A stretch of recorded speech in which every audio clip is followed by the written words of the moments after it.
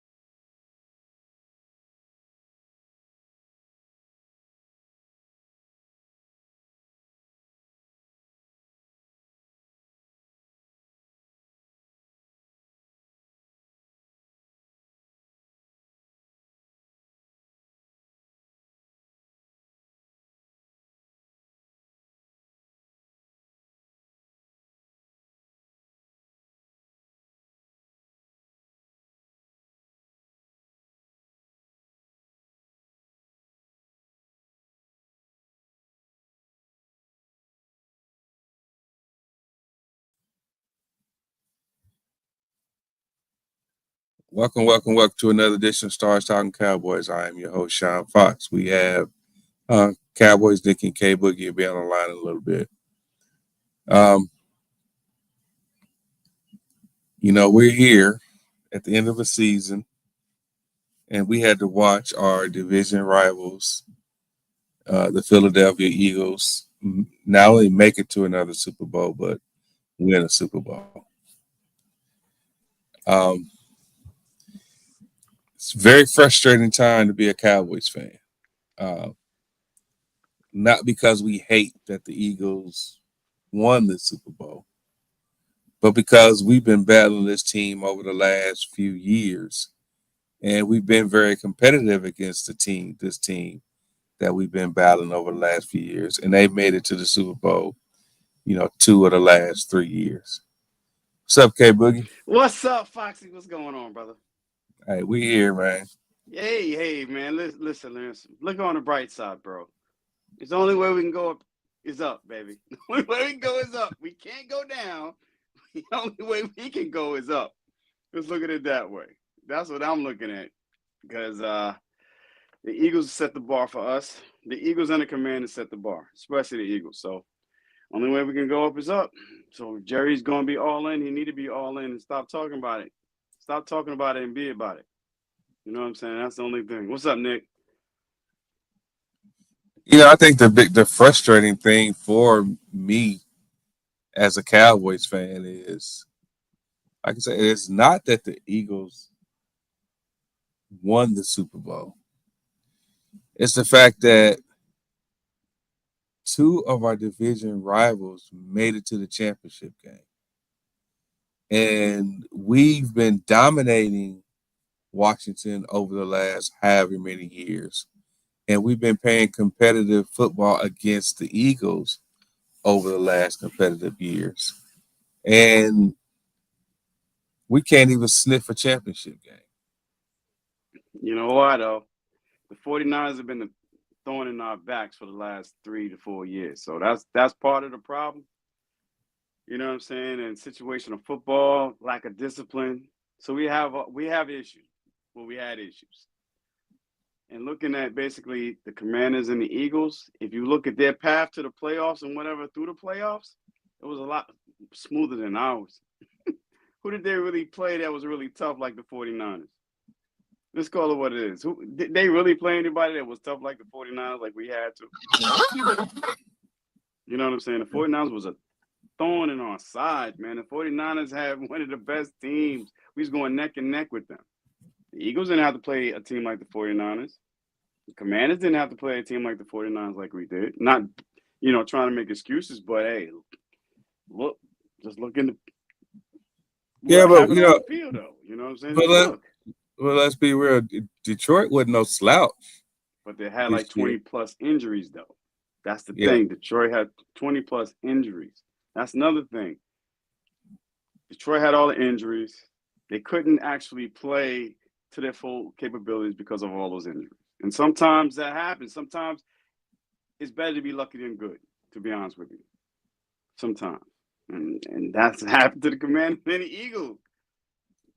You know what I'm saying? Luck of the draw sometimes, man. It happens. Unfortunately for us, it happens. You know what I'm saying? Fortunately for us, it happens. But I 100% agree with that. But it's just frustrating as a Cowboys fan to see 2 of your division rivals make it to the championship game, especially after you essentially dominated one of them. We dominated Commanders. Yeah. And they made it to the championship. It was just frustrating. Just very frustrating to see that. That's why Dak said what he said yesterday. He's 11-2 versus the Commanders' lifetime, and he's 9-4 versus the Eagles. So everybody took it a different way. And I said, no, I know what Dad is saying. He's saying that he plays these guys competitively when he's in the game, not when Cooper Rush is playing. So I understand what he's saying. And sometimes it's frustrating. You can compete with him, but, you wasn't as healthy. So I don't know. I'm just pissed off that it's the Eagles again. And I got to deal with Gilly. I got to deal with Wayne. I got to deal with Jeff and all the other Eagle fans I know. They're going to rub it. They're going to give it to me. They're going to give it to us, I should say, because they hate us the most. Out of every team in the NFL, the Eagle fans hate the Cowboys the most. And that's what's discouraging more than anything, because they hate us the most. Yeah. Well, before we actually get into the game, let's talk about this halftime show. You know, seeing that has dominated social media. You know, and just to be honest, on all of my social media platforms, more people talked about the halftime show than they did the actual game. Yeah, they did. Yeah, they did. Because there was some subliminal messages. Hopefully, a lot of people picked up on those messages, and that's why I was posting some things on my story about what those messages were. It was brilliant. It was brilliant. It was brilliant. You know, and I follow K Dot too, so it was brilliant. I loved it. But a lot of other people, because they couldn't comprehend what was going on, it was like, oh, I just want to see entertainment. I said, well, damn, you were entertained. You had a great message. You wasn't entertained. You just want to see somebody just shake it, with the girls out there dancing and whatever else. It was a message. It was a message, and people just couldn't get the message. It was great. I loved it. It was great. Well, you know, that's the first thing I posted, you know, that morning. You know, I started to play the beginning of the halftime show on here. But if you go back and look at it, he started his show off by saying that essentially, if you read between the lines, that he had a message. You know, he started his show off with that. And he was the wrong one to play with. Yeah, you know, and as I think the biggest debate that's really going on is, well, it's not the biggest debate because there's a couple of debates. You got those who saying that it was the worst halftime show ever, and then you got those who were saying that, yeah, I get it that he was trying to put a message out there, but they wanted to be entertained. And my rebuttal to the first one of saying that it was the worst halftime entertainment, well, I think that those individuals who said it was the worst halftime show that they ever seen is because they didn't understand what was going on. So that's my rebuttal to that. And to the second one saying that they wanted to be entertained.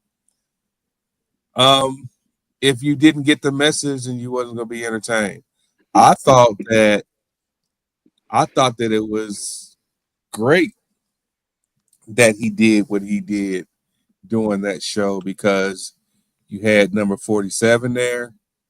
You had what was going on with DEI. And even something as simple as his dancers making the shape of the American flag and being divided. To me, that was a powerful message. A very powerful message. And because we all talk about, I'm not going to say we, there are a lot of people that talk about, you know, proud to be an American and America is the greatest country in the world and all those good things. You know, you hear it all the time. But look how divided this country is. You know, especially now with them not recognizing certain groups, them putting certain laws in. It's just getting, you know, in my opinion, you know, things are just getting a little bit out of hand with the division in this country. Not to make this a political show, but me and my friends, my family, we always talk about this. We've been talking about this for years. Basically, I have a politically black strong family, and we always talk about it. My friends, and so when K Dot came out and had that beautiful message, man, it was beautiful. It was beautiful. I just feel bad for the individuals who really don't understand what's really going on. The division, you know what I'm saying? The uprising of certain individuals right now. So they have to understand that, you know, we got to fight or be together. You know what I'm saying? That message was there not just to show people what's going on, but to show people that, hey, we got to come together. We got to fight this demon. We got to fight these battles. You know what I'm saying? So I love what K-Dot did. He had Serena out there doing the crip walk. He had SZA out there performing. Yo, Samuel L. Jackson, my man, doing his thing. So I mean, people just have to understand. Sometimes you can be entertained by somebody delivering a powerful message. You know what I'm saying? They don't understand. They want to see somebody shucking and jiving all the time. It's not all about shucking and jiving all the time. If you want to be entertained, go to a concert or whatever. You know what I'm saying? They have to also understand every time that K Dot performs at an award show or anything else, he always delivers a message. And I knew that. I said, you know, it's going to be a message. K Dot always delivers a message. And if you know that going in, you know what to expect. But I guess everybody wanted to, you know, get up and dance during halftime because the game was actually pretty boring anyway, because it was a domination, to say the least, by the Eagles. So I mean, hey, like I say, I love the message. I love the halftime show.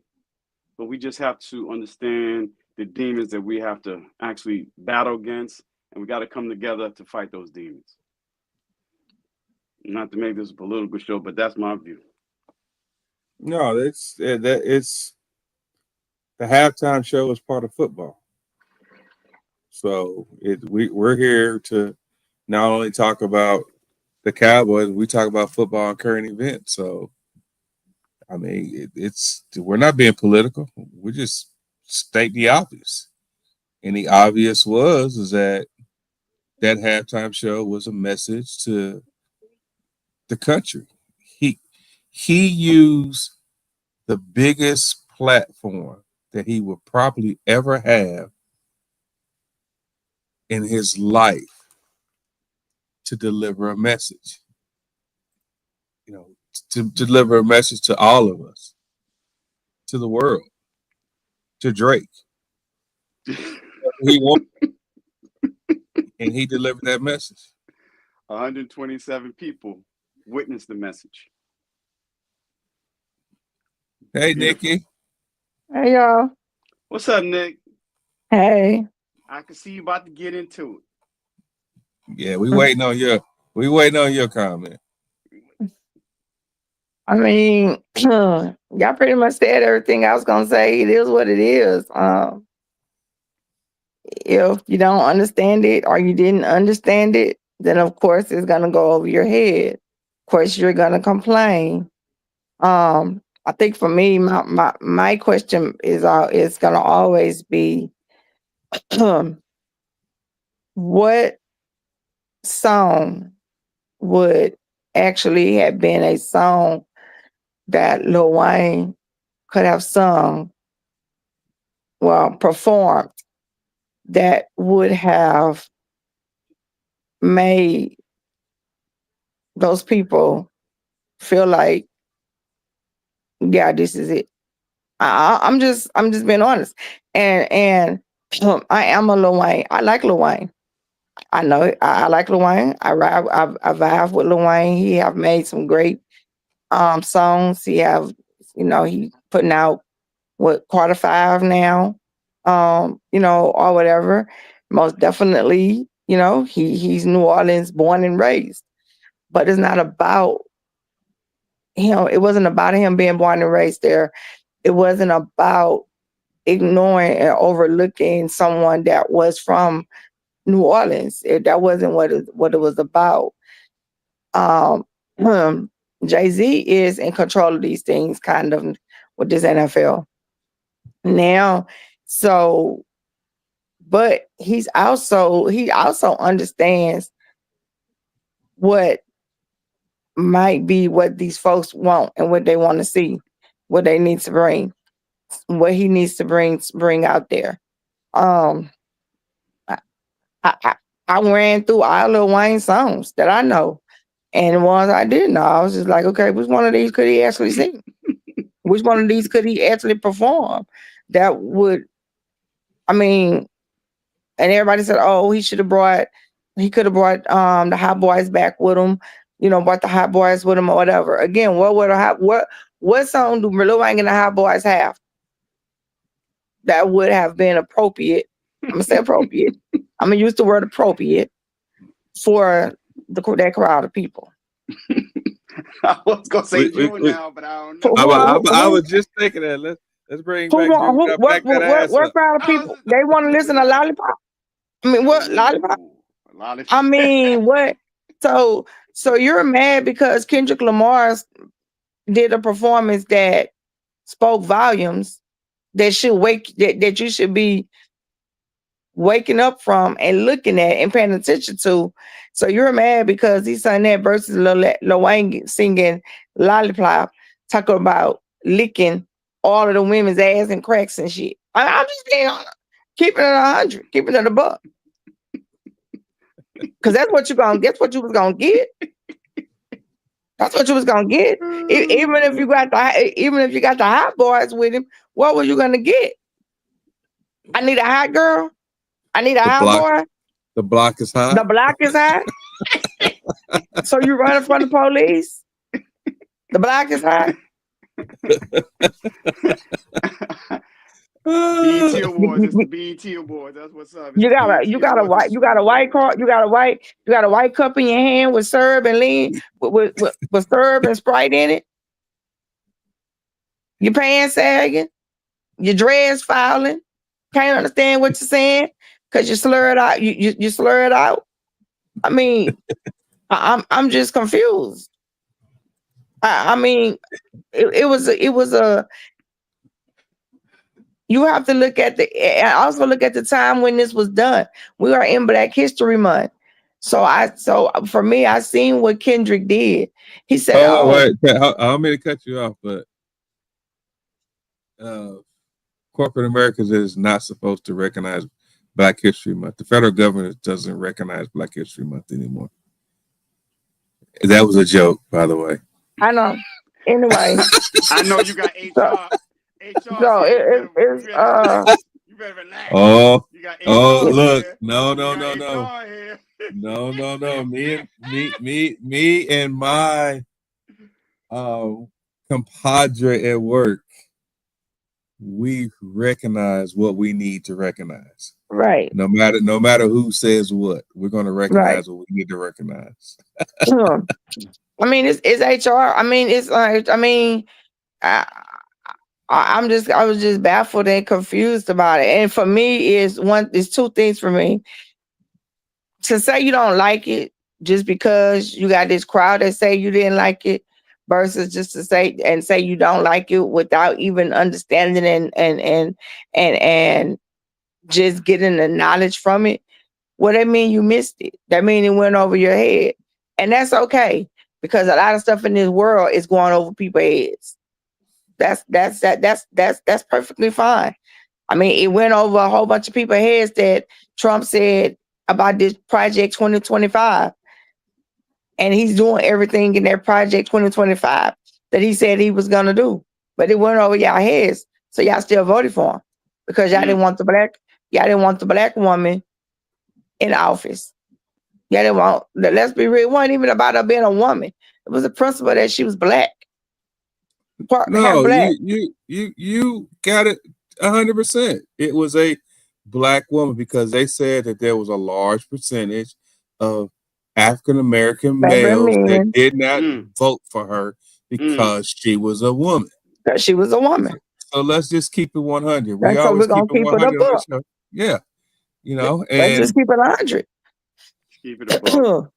So, I mean, I just don't. I just don't understand the outrage of it afterwards. And that, for our sake, it was Super Bowl. It wasn't 106 in Park. it wasn't BET Awards. It wasn't the NAACP Awards. It was a Super Bowl. So when they pick these Super Bowl performers, it's a lot of these, from what I read behind the scene of it, it's a lot of things that they go into detail with on why they pick a certain celebrity, a certain person. Now y'all set y'all ass there. Some of y'all done sat there and y'all done watched Maroon 5 that nobody wanted to hear. Y'all done watched Maroon 5. Y'all done watched all of them and ain't nobody said nothing. What y'all did? Y'all watched it. And y'all watched it. Or y'all turned the channel. Because you could have turned the channel too. You could have left and went to the store. You could have went take a nap. You could have turned the TV out. So you didn't have to watch it. So don't act like you was forced to watch it, but you watch it and then you've got nothing but complaints about it because you didn't see nobody come on the stage with their ass out. You didn't see nobody come on the stage with titties out. You didn't see nobody come on the stage humping each other. So you're mad. It was boring. So he gave you education, but it went over your head because it was boring to you. It went over your head of what he was doing, what the bigger picture was. Let's take away the part about him still dissing Drake. Let's take that part out because it was still so much more to what he did, even with dissing Drake. And if that was a platform for him to get on and do it, that's what he did. They don't get paid for the Super Bowl. The Super Bowl is to simply is either gonna do one or two things for him. It's either gonna help him skyrocket to the top, or it's gonna plummet them to the bottom. For Kendrick Lamar, it skyrocketed him even further to the top. Talking about a man that just left from winning Grammys the other night. He won 4, didn't he? He won 5. He won 5. 5 Grammys. You're talking about a man that just won 5 Grammys and then come to the Super Bowl and give y'all Black history and some education, and everybody got a problem with it. And I'm finna go. Before we leave off of this here, I'm finna go to this one too, because you see, I seen a lot of this too about Lettucey singing "Lift Every Voice and Sing." We only got one national anthem. Why did they let her sing that? You know what? I forgot I was live. I can't even say the word I want to say. But what do you mean? I mean, yeah. They didn't say that Lift Every Voice and Sing was a national anthem. When did they say that? They said it was what? It was the Black national anthem. It was for our culture. So I don't know why folks was mad about that. It should have only been one national anthem. We only got one national anthem. And to be honest, that national anthem, the one we got, that one wasn't written for us. So y'all let that go over y'all head too. Because they done brainwashed y'all and told y'all so long in y'all lives that we supposed to stand for the flag and cross our heart. That it's supposed to be all about the nation, the military. That ain't what that national anthem was written for. So go back and read that and read up on that, and then you will understand why having Lift Every Voice and Sing, and you will understand what it meant to us, to our culture, for that to be sung. See, people listen too much to what folks say, and they don't go do their own research. They don't go do their own listening. They don't go pick up. And this part of times out of 10, 9 times out of 10, this part of the ones that fail history.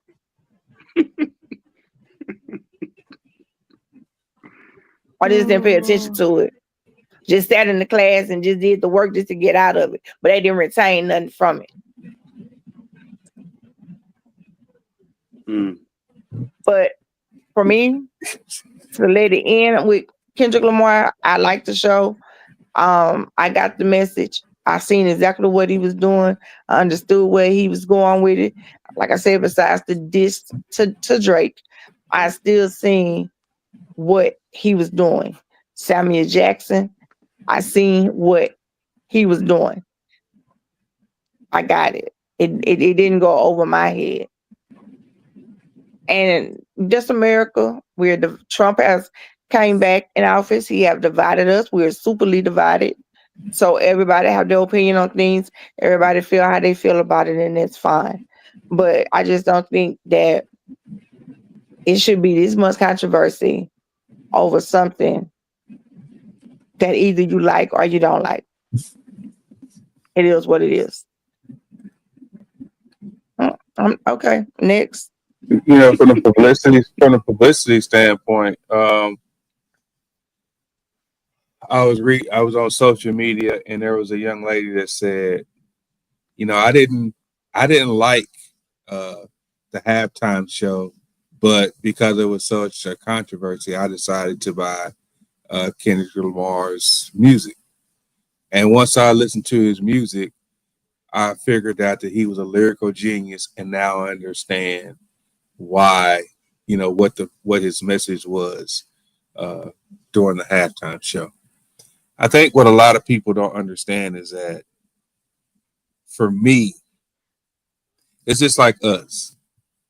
This is our platform, and we talk about the Cowboys, we talk about the NFL, we may talk about other sports and things that happen, but then we always use our platform a lot of times at the end of our show to put our personal opinions in there, especially if there's something that's going on in the world at the time. We express ourselves. So once again, as I said earlier when we got this topic, why there was somebody who said, I didn't want a message, I wanted to be entertained. Okay, how come you can't be entertained and receive the message? His song ain't like his song, that his diss song to Drake was the number one song in the world for a long time. He used his platform for what he felt that he needed to use it for. It was free publicity. No different than Janet getting her titty pulled out with Justin Timberlake, and her, even though she got dissed by the Super Bowl, her name became relevant again for a long time. So let this man do what he do. He did what he did because that's what he wanted to do. We are not, us as fans. I'm sorry, Monica, but us as fans, we're just that. We're fans, and our opinion is our opinion. So nobody should get upset that you love the Super Bowl halftime show, you liked the Super Bowl halftime show, or you didn't like that Super Bowl halftime show. All I said was I was glad that he put the message out there in front of 47, since number 47 wanted to come out there and be the first president to go to a Super Bowl and have the NFL take off the phrase "end racism" and put on their "choose love." And they booed him too.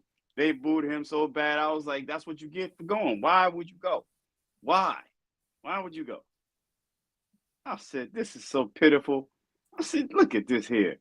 Lord have mercy. But it's all good though. There you go. I like that. Kevin said, Kid Rock used his platform to push the Republican agenda. So what's the difference, America? You're right about that. Because they're not like us. They're not like us. They're not like us. So with that being said, it's not the end of the Chiefs dynasty, because they did make it to 3 straight Super Bowls. 5 out of the last 7, I believe it is, that they made it to. Yeah. I don't think the dynasty's over. They just have to retool right now. The offensive line.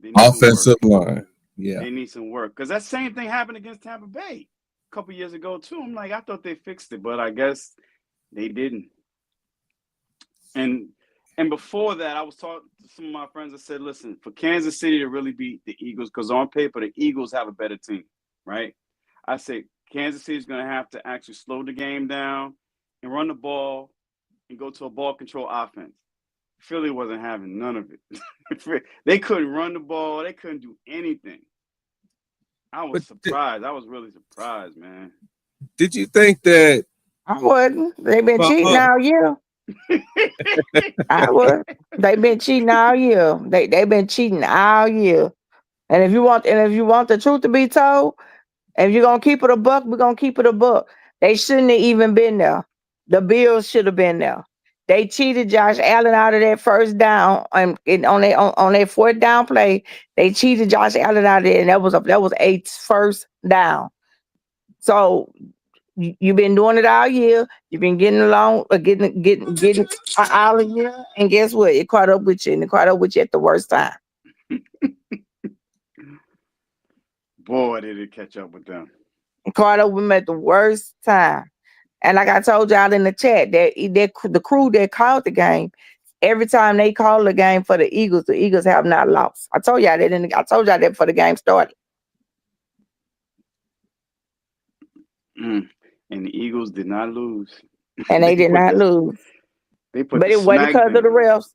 But it was not because of the refs. They didn't. It was not because of the refs. And that's what I said. I said all along. We said this in the chat.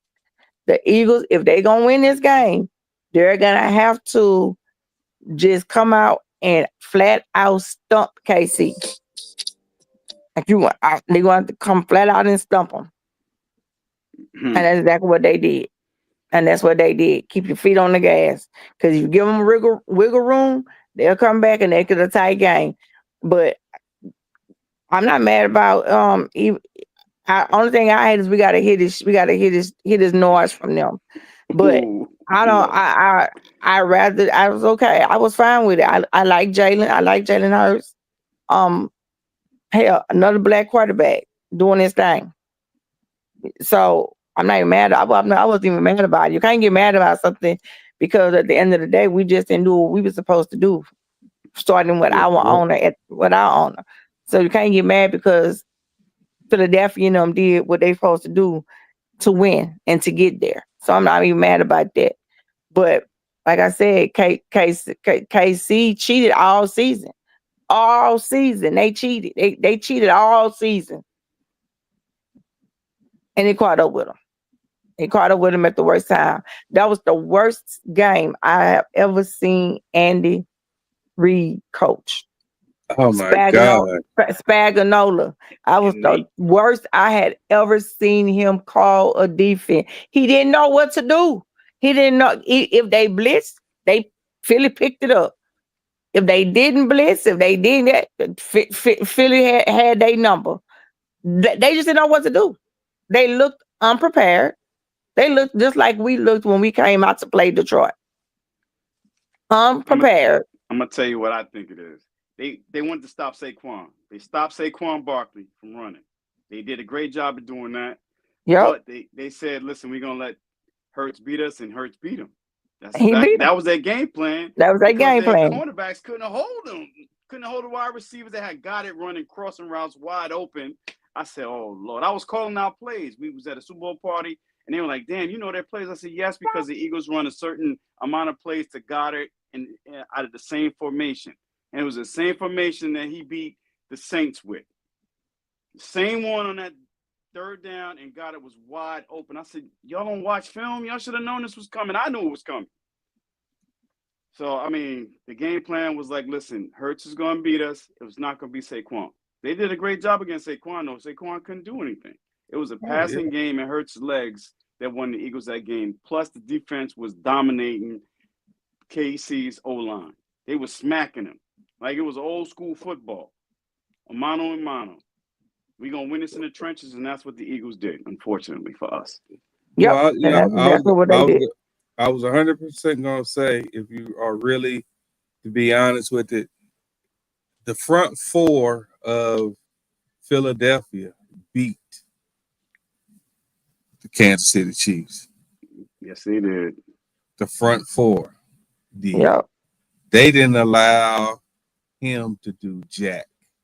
He was dancing. I've never seen Mahomes look that flustered in my whole life. Not since he been playing. Nope. Yeah. He didn't know what to do. He got sacked, 9 times? 8, 9 times? I think he got sacked like between 6 and 7 times, but he was on immense pressure. Pressure. That was crazy. I said, what's the screen passes? Do something different. Run a reverse. Do something. When D-Hop dropped that ball and he was wide open and he dropped that ball, I knew then that game was over for KC. It just Yeah. wasn't for them. That game was done for them. I'm gonna tell you what I thought. I said, man, if that was that Prescott who threw that ball, Lord have mercy, we wouldn't hit the end of it.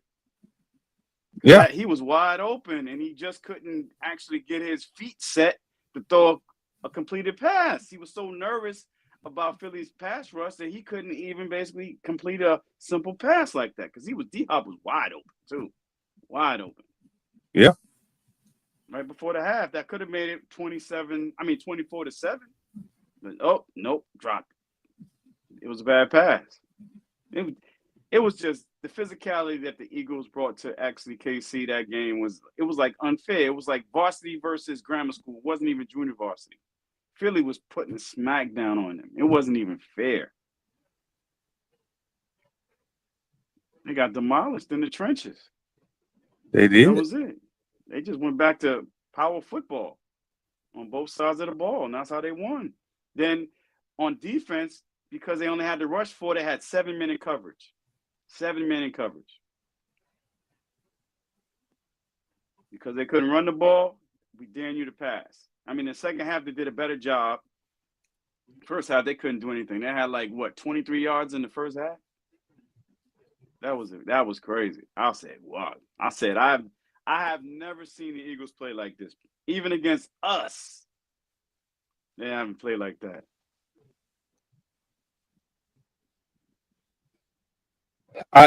Football. Yeah. Football. I'm sorry, go ahead. No, I just think that, like we said earlier, football games are won in the trenches. The Eagles got a very good offensive line, and they had in the Super Bowl they had a hell of a D line. You got guys making interceptions that hadn't made an interception all year in the Super Bowl against arguably the second best quarterback of our generation. So do better, Jerry. That's all I can say. It's freaking do better. Can we get some more players from the SEC, please?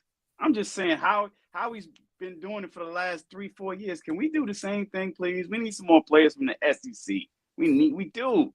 All the camaraderie that they have, like the Georgia players and the Bama players too. I'm like, Howie doesn't. Well, it's not going to it's not necessarily the SEC no more now. Man. Come on. I know, but I'm just saying, Fox. I know you're biased. You're biased. Roll Tide, baby. You're biased to the SEC. I think that. Well, let's talk college football. Let's go ahead and talk college football. NIL has changed the game. Georgia's starting quarterback is going to Miami. Why? NIL money. Oof. That's a lot of money. I don't know how to work it. I'm sorry. I don't even know if he's even that good to be. Beck is that good to be getting all that money. I'm like, damn, that's a lot of money for him. I said, there's probably some freshmen out there that's probably going to be legit. But you paying him that much money? Do you know what team right now is about to benefit the most from NIL money? Texas, Ohio State, Notre Dame.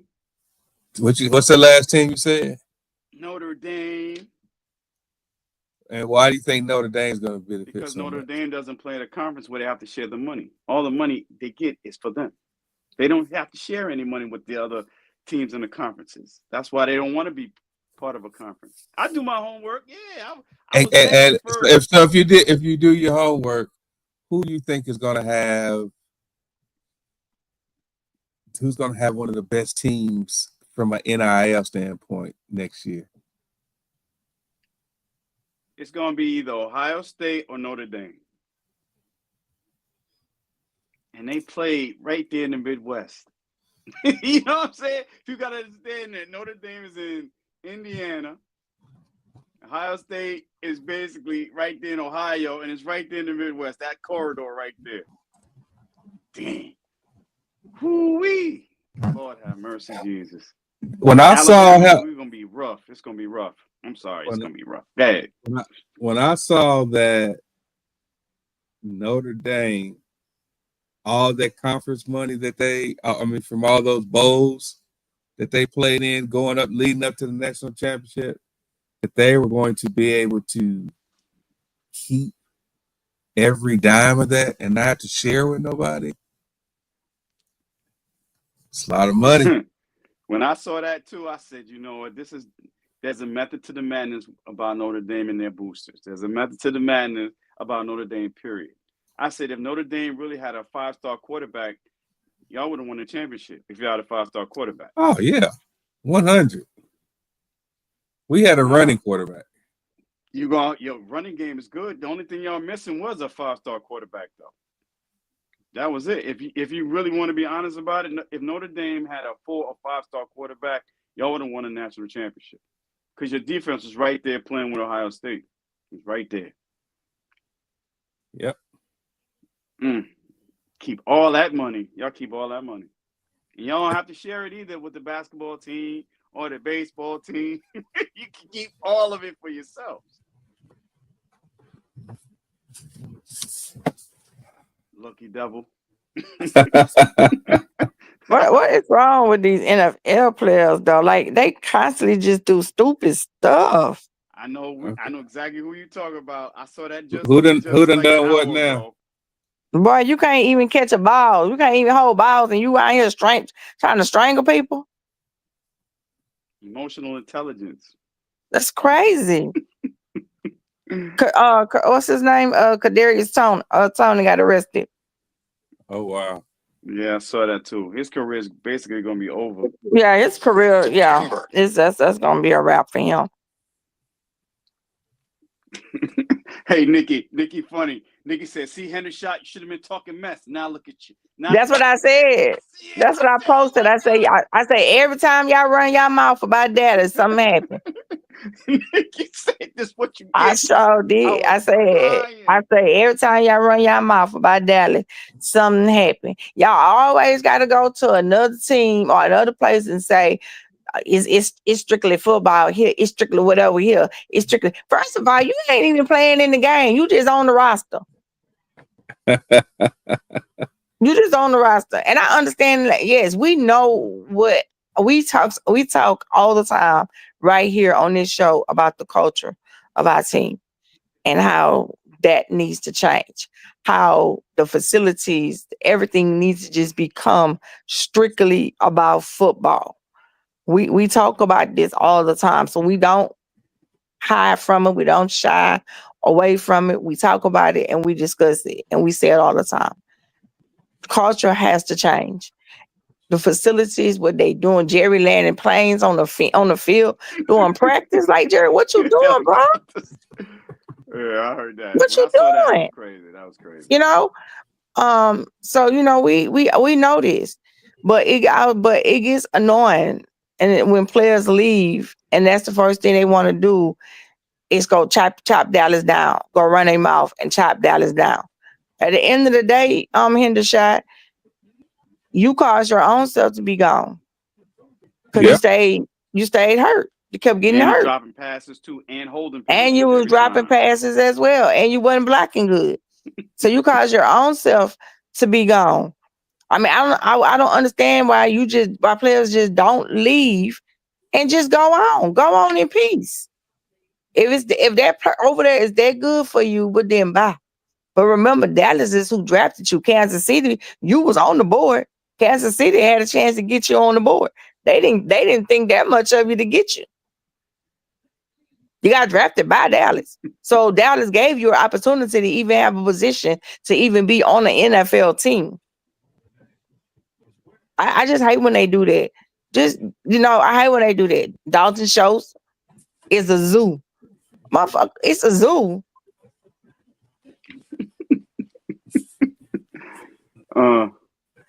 Hey, I mean, it's crazy, and I get it. And most people that agree with what these players say, and I mean, I'm not saying we all know they're not lying. We all know that it's a lot of turmoil here, with Dallas, and we just being a Dallas Cowboy, whether we winning or losing, it's a lot of pressure. That was one of the things that Brady James told me when I sat down and had a conversation with Brady James. He said that people don't even think and realize how much pressure you are under when you're playing for the Dallas Cowboys. He said whether the team is winning or losing. He said it is so much pressure to play for the Dallas Cowboys. He said when he was here, and like Brady was good, Brady. I love me some Brady James. Brady was good. Came from LSU as well too. But he said that you had to psychologically get your mind together and get your mind right when he was playing for the Dallas Cowboys. He said there was times that he would cry like a kid. I don't want to do it. I don't want to do it. I don't want to do it, because he didn't want to fail at it because of the pressure of playing for the Dallas Cowboys. He said that when you leave by getting traded, getting cut, whatever. He said, yeah, you be hurt because you're leaving the team that you done built, so much with. He said, but it's like a sigh of relief because you're no longer under that much pressure. Yeah. like playing for the Yankees. Playing for the Yankees, That's exactly what he told me when I sat down and had a conversation with him. And he said, don't for once think Dak is not. A lot of people think Dak don't care. He was like, but if y'all only knew how much pressure that man was under. He said, if y'all just, he got pressure enough of playing for an NFL team, but he got more pressure because he's the quarterback of the Dallas Cowboys. He said, take away the fact that he black playing for the Dallas Cowboys.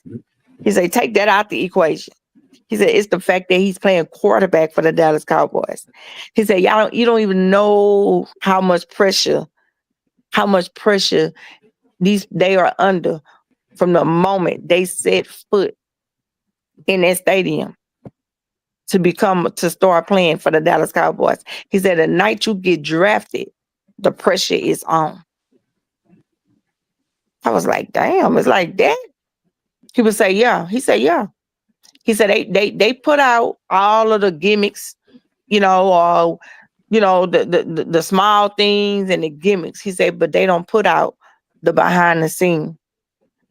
And he said, it is nothing bad with Jerry and them for his behind the scene. He just saying the pressure for preparing to face and play a game as a Dallas Cowboys. Shit, I can imagine. Especially with our fan base, and then you have the media, then you have certain individuals with the media always talking about the Cowboys. So I understand he's under immense pressure. He is under immense pressure. I know. I can feel it. And that's why a lot of people talk about Dak's performance in the playoffs because of all the pressure. But that's why he needs a better running game. He has to overcome it. Have to talk about that. Yeah, you got to overcome it. He has to overcome it. He has to overcome it. A sports therapist to overcome certain things? I mean, a lot of athletes, they have sports therapists. So do you think he needs a sports therapist to overcome basically that anxiety of playing in the playoffs with the Dallas Cowboys? I don't know. I don't know what he need.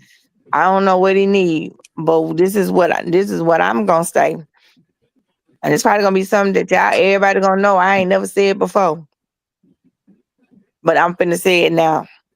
After what happened with Washington, and after what happened with the Eagles, and the Eagles actually winning it this year, this is something I've never said before, but I'm gonna say it now. Dak better get his shit together. Jerry and Steven better too. Will would play too. Steven, Everybody better. They Jerry, on high alert. all of them. They need to get their shit together. They need to get their shit together, and they need to understand and realize that the time to win is now. The time to get it together is now. We out of excuses. There's no more excuses. There's no more excuses. There's no more excuses for none of them. There's no more. We didn't gave all the excuses that we can give for every last one of these players on this team, for every last person sitting in these offices, Jeff Jones, Steven, all of them. There's no more excuses. Howie showed you that. The Harris Company showed you that. It's time for y'all it's time to get it together. Period. That shit is embarrassing. It's embarrassing. Hate Dan Quinn, hate him all you want. But he took his team to a national game. He took his team to the freaking championship game, the NFC's championship game, something that we have not touched in 30 years. And he came and he did it in 1 year. Eagles, within 4 years, they got 2 rings. The bullshit got to stop. It's time to make a change. Jerry needs to get out the way. Yeah. Jerry needs to get out the way. No matter how we could blame this person and blame this person, but the common denominator is Jerry Jones. You gotta get out the way. Last year, opening up his mouth talking about I'm going all in, but spent $2.50 in free agency. No, he did go all in though. He signed that and CD. That was his all in. He had everybody fooled. That was like I said. He spent $2.50 in free agency. We didn't bring nobody in to help us. No, we didn't have the help that we needed. We did not have the help that we needed. Jerry just got to stay out the way. And I agree. Yes, Dak has to step up, but damn, we got to give him some help somewhere. We got to.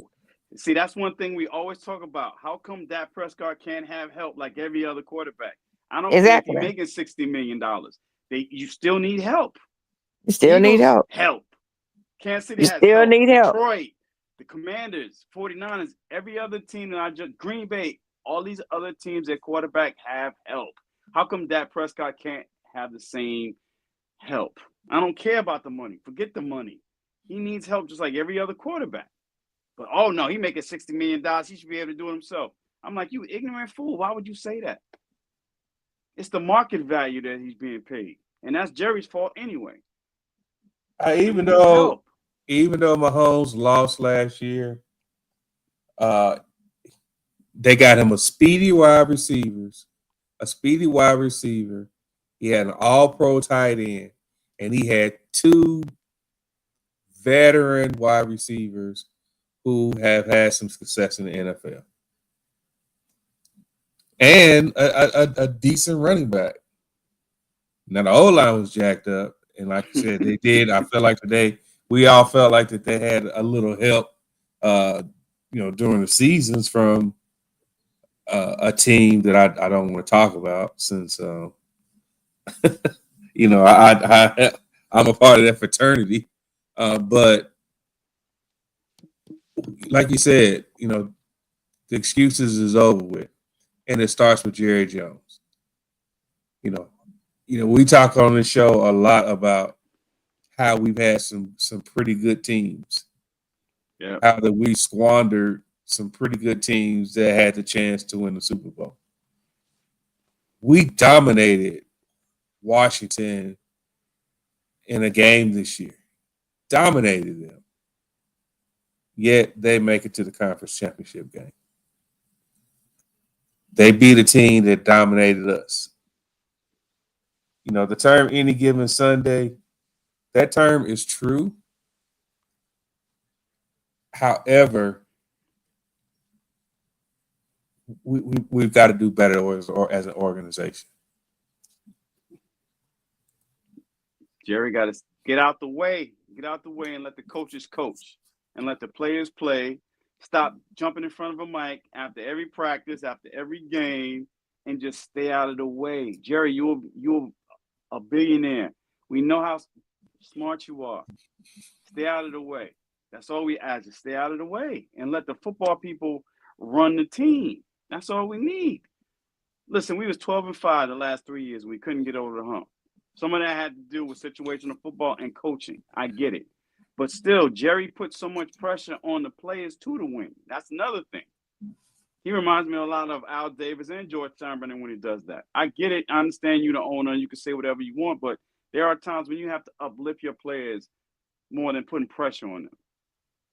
And that's what I think. That's why I said Jerry just needs to step out of the way right now. Everybody's talking about how bright that Howie Roseman is right now. Howie's so much better than Jerry. I said, Howie, this is second time around. He got fired the first time by Chip Kelly.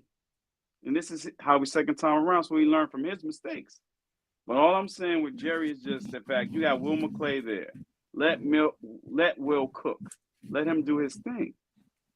That's it. He has to do his thing.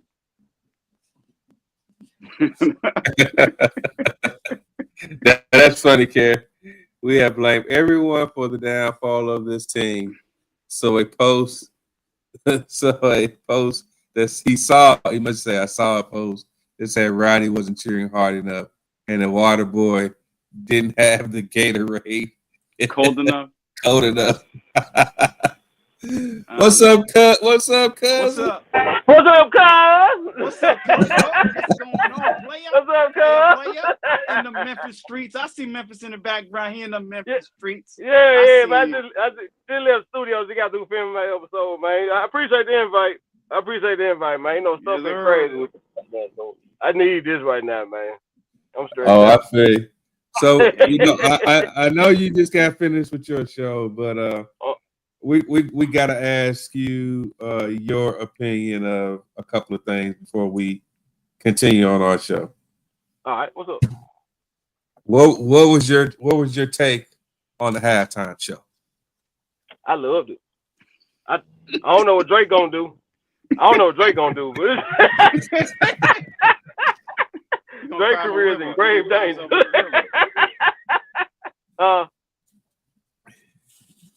I'm a Kendrick fan anyway, so you know what I'm saying. I'm a fan of his music regardless. So it's gonna be hard for him to mess up my ass because I'm a fan. You know what I'm saying. So K-Dot. Yeah. All right. So like the symbolism and all. Yeah, it was a lot of symbolism in there. Yeah. Subliminal messages were great. Yeah. So you came in right at the right time because I was about to ask this question. Kellen Moore got the head coaching job at New Orleans. So I wasn't debating. I was having the discussion with some fans in a group, and they was like, Dan Quinn, they made it to the championship game, and Kellen Moore made it to the Super Bowl, and he won. We should have never let him go. And my response to them was, okay, if Kellen Moore was such a great offensive coordinator, why the hell he didn't take the Chargers to the next level? Okay. You want me to answer that? Question? I'm gonna give you to. I'm gonna let you do that as soon as I say the next point. And it's kind of easy to call plays when you say power right, power left, and you got a 2,400 yard back in the NFL. If that makes you a genius, then maybe I'm a genius then. Because if I was an offensive coordinator, I think my play call would be run right, run left, throw it long to AJ, throw it long to Smith, and let's throw a crossing route every now and then to the tight end. Goddard. Yeah. What wasn't that Philadelphia's offense? Yeah. Pretty much. Yeah, pretty much. On 3rd and 1 and 4th and 1, tush push. Just push. Yeah. Lord have mercy. And that's rugby. Go figure. Okay, so go ahead, Cowboy. What was you about to say? I'm gonna say this though. Yeah, that was his offense, but the play calling, the timing, the play calling, it was, man. You know what I'm saying? Was it simple? Yeah, but he had guys butt naked. Like, dude was wide open. You know what I'm saying? Like, that's the play caller, bro. Like, that's the perfect play call for what they doing, how they attacking you. You know what I'm saying? So I had posed. I said, man, kill him so dialing it up. You know, these guys so open. And now, be honest, me personally, I said the same thing about Kellen Moore when we lost in San Francisco. I said Kellen Moore called a good game. I saw dudes open. I'm just saying, I saw dudes open. So I never thought Kellen Moore was the problem. I felt like we didn't run the ball for whatever reason. You know what I'm saying? That's it right there. That was 100%. Head coach problem. What you said last time? Somebody lied. Somebody lying. Yeah, somebody lying. Because somebody lying. Because you talking about we going to get rid of Kellen because, you know, we want to run the ball more. You throwing it 55 times with a bag of QB. So who didn't want to run the ball? Well, that's why he's a backup head coach right now. He's back up in his barn watching film. Getting ready, not the barn. Yeah, getting ready to lie to another owner. And you ain't lying. Hey, finna lie way to another job. Forget lying. They gonna have a sleepover and everything. They gonna have a sleepover. Who y'all talking about? Mike McCarthy. Mike McCarthy. Oh yeah. Well, he's sitting out for a year, right? Yeah, that's what I'm saying. He's a backup head coach right now. He's a backup head coach. He's sitting up for a year. He gonna come back next year, line. He's gonna come back with a toupee, everything. He gonna look. Talking about he sat in the basement for a year. He sat in the basement for a year. I said, lie. He's an analytical genius. Yeah, okay, money. Okay. All right, so let me answer your Charger question you had. Why didn't Kellen Moore take the Chargers anywhere? Because Justin Herbert overrated. Yep. I think we found it. Yeah, I think we found that. Justin Herbert overrated. And don't nobody want to say I said though. He overrated. We've been saying that on the show. We've been saying that. But he's a top 3 quarterback in the NFL. Man, a lie. Come on now. That's Dan Orlovsky there. Dan Orlovsky. Come on now. He made him top 5. That's Dan Orlovsky. You need to talk to Dan. Yeah, talk to man. Dan Orlovsky. That's him. You know, I got to apologize. I do have to apologize. I got to give our boy up in Cincinnati a little bit more credit than what I gave him. Joe Burrow. Joe Burrow. Joe Burrow is a beast. He's a bad boy. That's a bad man. Yeah, Joe Burrow is a beast. Cool Joe. Cool Joe. If he's Joe. When he's healthy, that young man, he's a beast. He can ball. So I'm going to admit where I said I didn't think that he was as good as I thought he was. That young man can ball. SEC baby. SEC. He started in Ohio State. So don't take all that credit. He started Ohio State. So that's all right, but that's my LSU boy. Oh Lord, is that one of your side dudes? That's my white boo. That's her white chocolate boo. She got a white chocolate boo.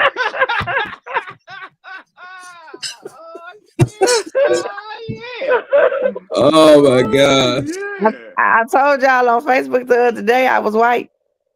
Yeah, I saw that. Sugar. Oh, man. I started buying me a ticket on American Airlines. Fly up to you. Grab you in your collar. No, Back to reality. that's because all them colors was acting out by Kendrick Lamar.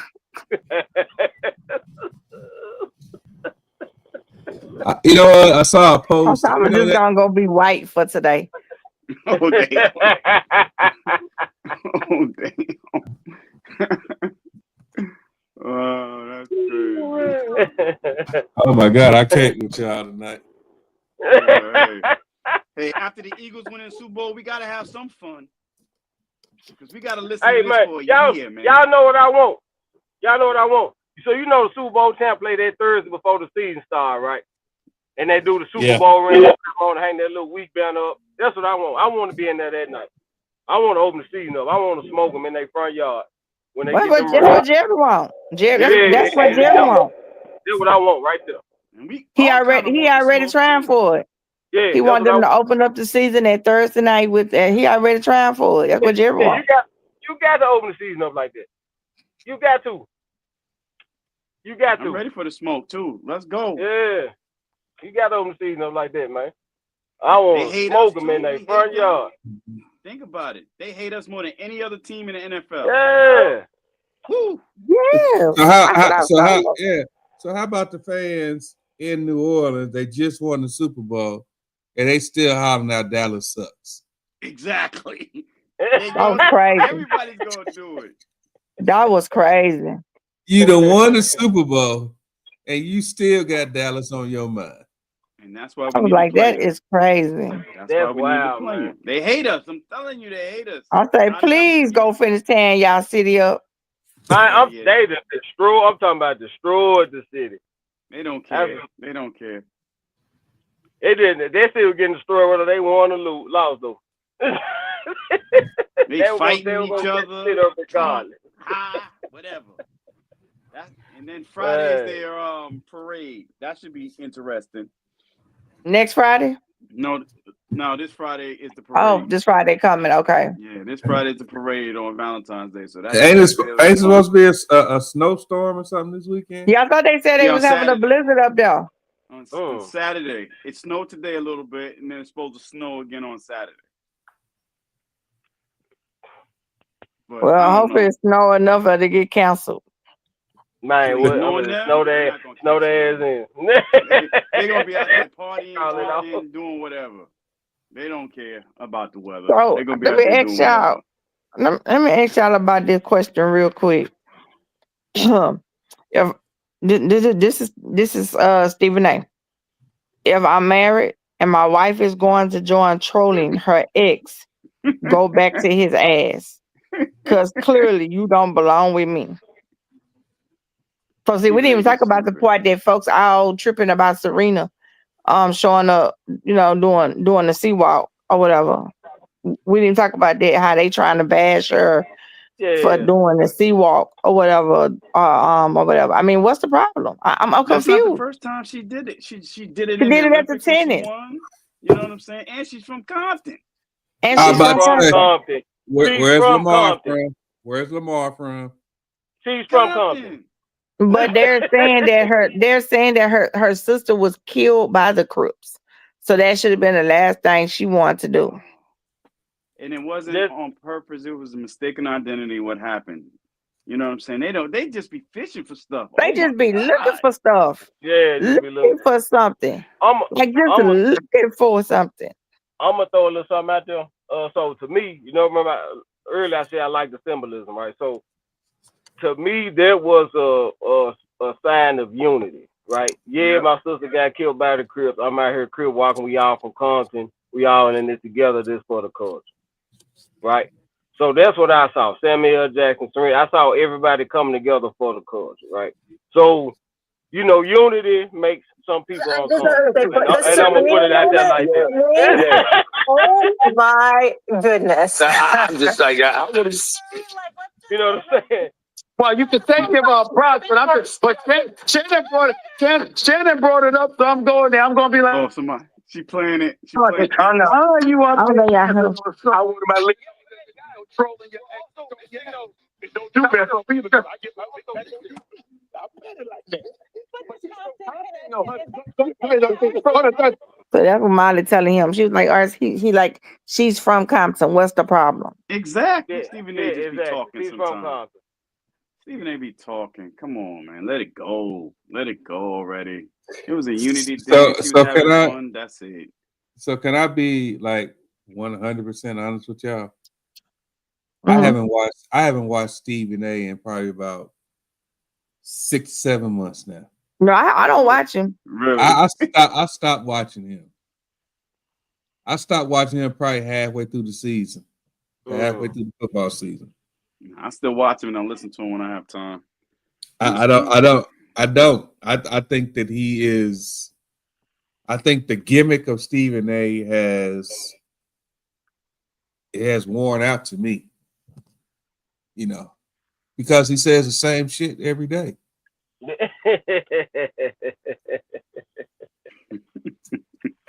You know, just be honest. He says the same shit every day. Yeah.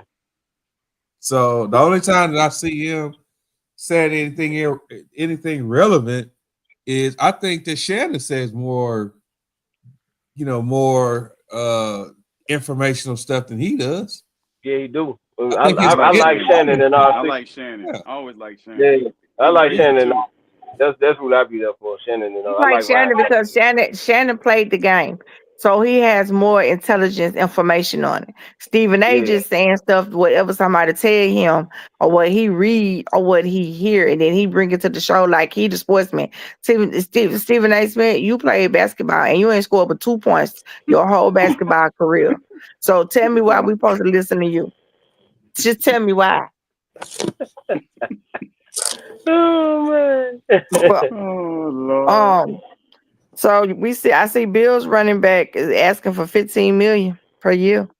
Oh my, Mm-hmm. Yeah, but you know what though? He worth it though. I said something. I made a post during the playoffs, and I said the running backs are back. Yep, they back. Saquon. They back. They back. The running backs are back. Derrick Henry and Saquon showed that running backs are still a value to any team. Not only that, look at Joe Think Mixon, what he did down there in Houston. Yeah. Cook up in Buffalo. Who else Henry. was it? Henry. Henry. The boy with your boy with Connor James Connor with Phoenix. Don't forget about Pollard. Pollard. Too. Yeah, Pollard. Yeah, Pollard had a decent season. Pollard this year. Oh my. And Pollard didn't have the best O line, and he didn't have a great O line. He didn't. He would have had a great thing. You know, first back. Yep, they back. Eckler had a good season. Yeah, Eckler had a decent year. Even Eckler had a good season. What's the name? What Kelly says, Sonic and Knuckles in Detroit. Yeah, they had before Montgomery got hurt. Yep, Detroit. Montgomery and Gibbs. What'd you say, Dobbs in L.A.? Yep, Montgomery and Gibbs in Detroit. So. And I tell you what it is from a scheme standpoint. Everybody was going to these nickel defenses and having these hybrid safeties play linebackers. So everybody's, that was the defense to cover the spread offenses out there. So everybody was. I mean, these teams are now saying, "Shoot, let's get a decent running back." Look at Atlanta. Atlanta had 2 good running backs. They did. They have so much talent too. I don't understand Atlanta. I'm trying to figure them out. They have like 5 first-round draft choices on offense, and they're still not winning. Kirk Cousins. Yeah, obviously, Pennington took over now. Atlanta finna be a problem, man. Yeah, Cousins is gone now. Cousins might go to the Jets. That's right. Hell, I lead too. Y'all guaranteed me $100 million.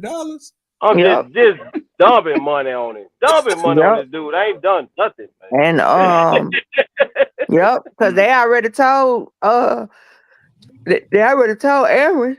Aaron Rodgers gone. Yeah, they already told him that they not bringing him back. They already told him. Aaron Glenn said, "No, you're not getting me fired, buddy."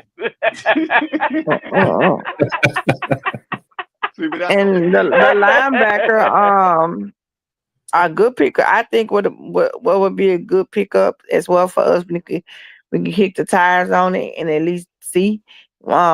Is well, he asked for a trade. He asked to be traded. Bengals linebacker Jermaine Pratt. Really? Yeah, he's a top 10 linebacker. Man, we need to get I want Myles Garrett. Well, we need to give up for Myles Garrett. I don't know, man. That's three first and Micah we got to give up to get him. If you were GM, what would you ask for? Think about it.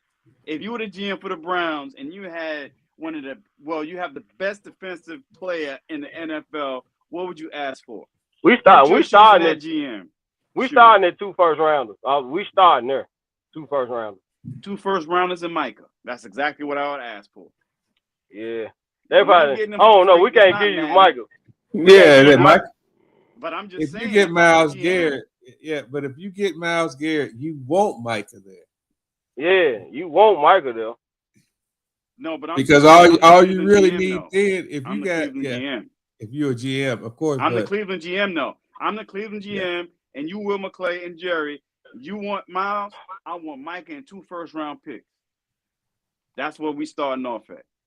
I don't know about that one because I about could trade you Micah straight up for him. They about on the same tier, you know what I'm saying? Well, Myles Garrett got Defensive Player of the Year award, so you can say, but Paz is a game record just like Myles Garrett is. But the difference is Myles Garrett also plays actually special teams and block kicks, and he's good against the run. Micah Parsons is a little bit too small to be a defensive end and trying to stop the run. Yeah, so I'm the GM for the Browns now. See what I'm saying? And these conversations are going to come up if Jerry Jones really wants Myles Garrett, because I'm a GM. I have the best player on defense, and y'all want him? This is what we're going to start with, because I'm going to tell you all the positives for Myles. What if they throw Diggs in there? Would you take 2 first rounders and Diggs? No, Diggs not going to play next year. Why am I going to take Diggs? I'm not going to take Diggs. For what? He don't want to rehab correctly. You know what I'm saying? No. He want to be Hollywood like his brother. Why would I take Diggs?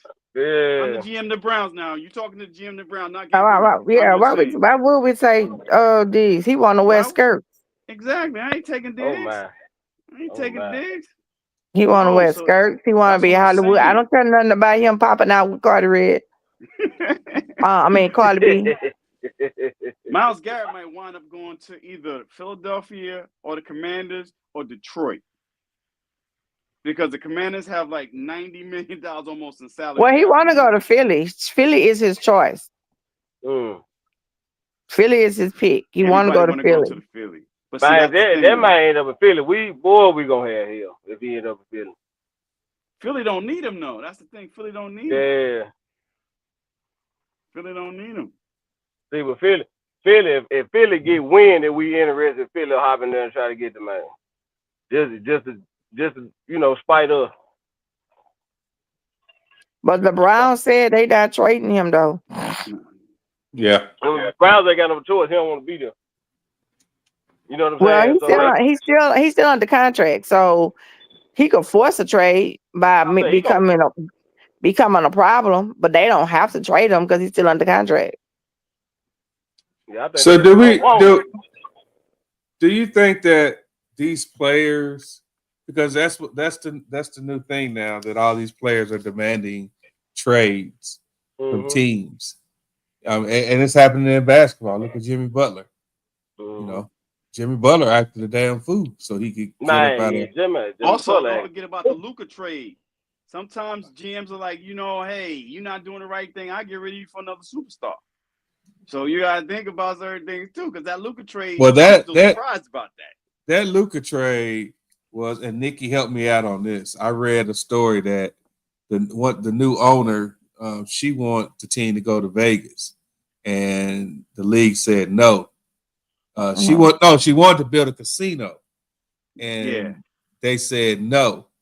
So she said, okay, let's, I'll just move the team to Dallas.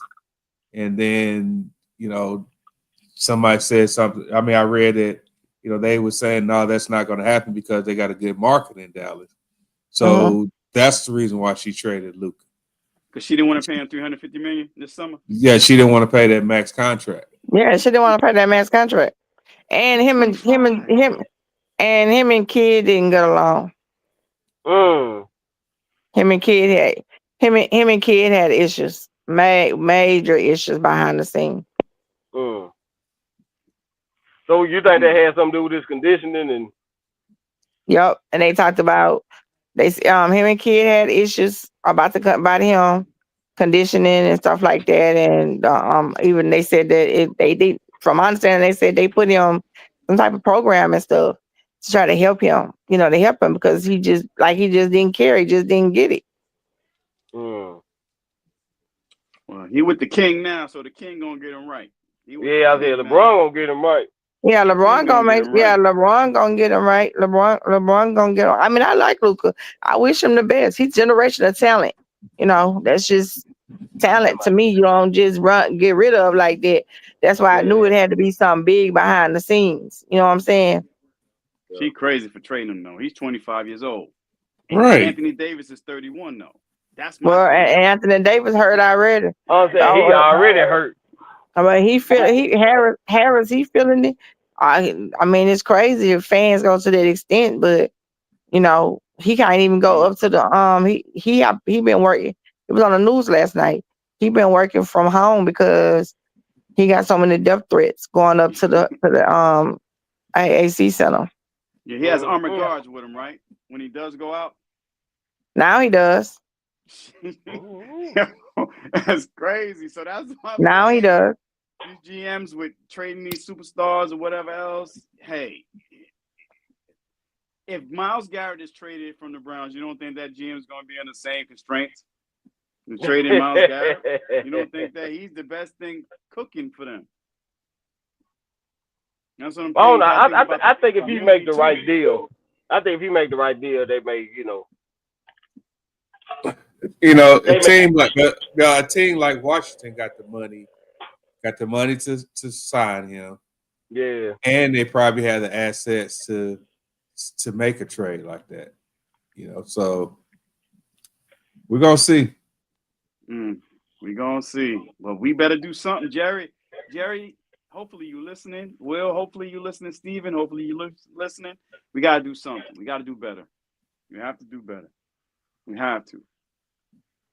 Because the fans, we the ones that's basically out here too suffering. Because we got to deal with the other fans from other teams. See, people don't understand that sometimes the fans suffer more than the players or the owners. Because we out here basically with these knuckleheads always talking smack. And it's like we got to have some emotional intelligence not to want to smack somebody half the time. Like some of the fans. When people talk shit to me about being a Cowboys fan, the first thing I tell them is, I've been a Cowboys fan for a long time. So it don't, no matter what you say, I've heard it all, seen it all. Come up with some new shit. That too. But y'all know some ignorant ones out here, though. Some ignorant ones, especially them Eagle fans. Some of them, not all of them, but some of them are ignorant, bro. Ignorant. I congratulated a couple of Eagles fans that are too. Friends of mine, just a couple of them. But as far as an organization and a fan base as a whole, to me, it's still cluck the Eagles. Cluck them. Yeah. Cluck them. Are you gonna root for the Eagles because they're in the division? Hell no. Yeah, I know a couple Cowboy fans that did that, and I was like, "Are you serious? You gonna root for the Eagles? They in our division. You crazy?" That's like the Falcons fans rooting for the Saints, or the Raiders rooting for the Kansas City, the Chargers. Kansas City, yeah. Come on, it's just not ethical. Nope. Every Ain't time. no way to hell I'm a root for the Eagles. Hey, no. And put their clothes on. Like, y'all, is you crazy? Like, what is wrong with you? Like, And put that Putting on jerseys. Yeah, that's why I made that. That's why I made that post I made. I was like, y'all, So, wait, a, what? cow, You a, stupid. a Cowboys fan put on an Eagles jersey. Mm-mm. Oh Lord, I gotta don't believe see that. I gotta see this. Oh Lord, Y'all gotta see it. Yeah. I'm just saying, like, Hold on, let me drop it in. what you're saying, but it's Let me crazy. drop it in the chat. You little Cowboy Please drop fan, it how in you the gonna chat. put on the damn Eagle jersey? Was it a bet? You lost a bet? I understand you lose a bet, but not outright rooting for them to win the Super Bowl. Oh no! Oh no! I told man, a lot of these fans, they better hope this Schottenheimer don't work out, because if it do, I got receipts. Don't come back how about them Cowboys, man? You run around with the Eagles jersey on last year. Nah, I want to hear it, man. You can go back over there, them little 2 rings you got. Go back over there. Oh, you know they talking about them 2 rings too, like those rings are the best thing. Oh, we more relevant than you guys. You guys haven't won since the 90s. We more relevant. And still 3 ahead of you. Catch up. That's what I tell you. Catch up, damn it. Catch up, man. We won our second ring in the 70s, man. They were wearing afros and platform shoes. Like we been here too, man. You see the chat? Y'all see the chat? And it make insult to injury. Look who it was. Y'all see the chat? This dude lives in Elizabeth. Elizabeth is like 5 minutes. No, it ain't the point of the dude where he live at. Do you not see who it is? I'm just saying. Who it is, you, brother? Nikki, no. Yes. I don't know him though. I don't know the dude. Yes, you know him very well. He's been on this show. His son played for us. Oh, yeah. I just recognized the last name. I thought I was looking at Elizabeth, New Jersey, and not looking at the. No way! Wow, that's embarrassing. It's embarrassing. That's embarrassing. Wow. You know, we're not even gonna call that name out on this show. Wow.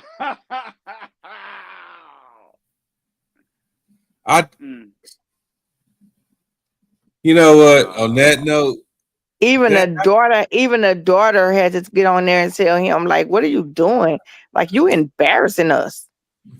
What did the son say? That's what I want to know. So that's a behind the scene conversation. Man. That's turn your shit in type conversation. That's the I don't mess with you conversation.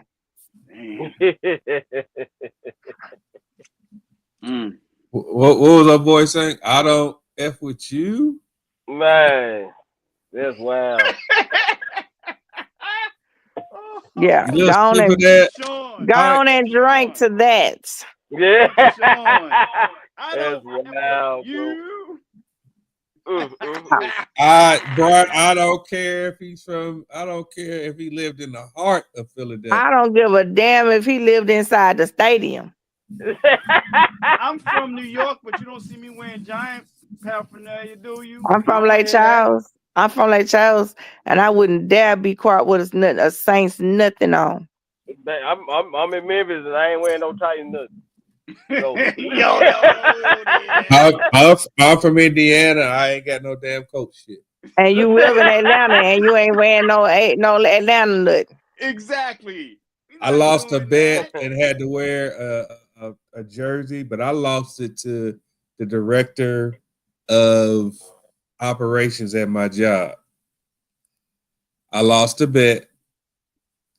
I had to wear a Falcons jersey, so I bought a retired Falcons jersey. I wore that around for 12 hours. I honored my bet. I gave that jersey away. And to make a long story short, that helped my career. So, because I was a man of my word. But that's not a rival of ours. Wow. that wasn't a rival of ours. Well, you know what? You know what the theme song is? We need to blow the whistle. Blow the whistle. Because that was illegal. That's illegal. Blow the whistle. That's 100% illegal there. Yo, that's it. Oh my goodness. Oh I done got a headache. That's that illegal right there. That's illegal. Wow. Nah, I could never put on giant stuff like that. Nah. No way. Oh man. Wait till Friday come then. Oh Lord. Wait till Friday. When they had a parade. Oh Lord. Oh, that somber me so much that I damn don't want to call it good night right now. Nah. We got 20 minutes. You better not. It ain't no bedtime yet. Wow. I'm not. You will never catch me, and I don't care. I'm sorry, but I'm so dedicated. I'm so not even in death.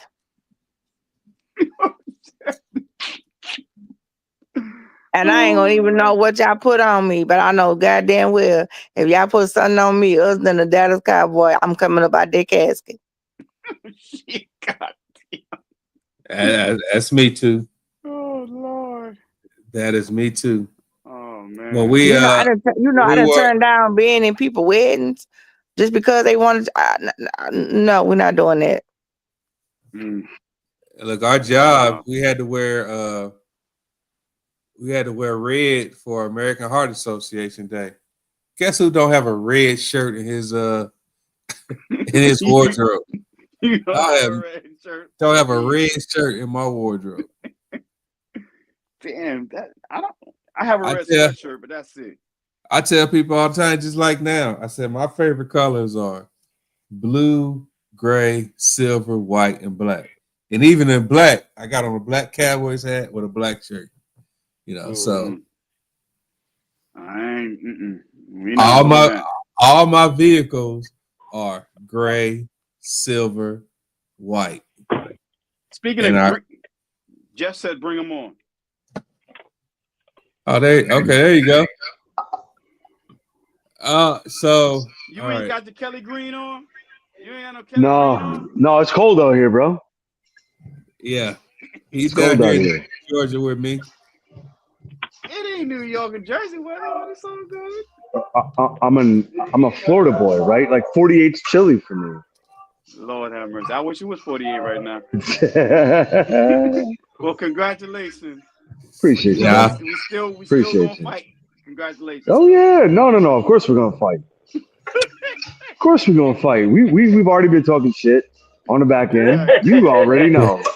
Exactly. You already know. Come next year, start of the season Thursday. We want. Smoke. Your quarterback's already popping off at the mouth. I don't know why, but he's already popping off. But talking about they close. Right Does he? He's 9-4 against them. Jeff, I'm happy you brought this up. So let me ask y'all this. So what was Dan Prescott supposed to say? Exactly. When they asked him. No, he said exactly what he was supposed to say. Yeah. But he shouldn't have said anything. Why not? Not so quickly right after the season. You can't say anything right after the season. Talking about we close. You haven't even drafted nobody to address all your issues. You can't be close until you fix the problems that you had initially. You can't just say, "Oh, the season's over, so now we close." No, you're not. You got a new coach. You got new coordinators. You don't know who you have. You can't tell me you're close.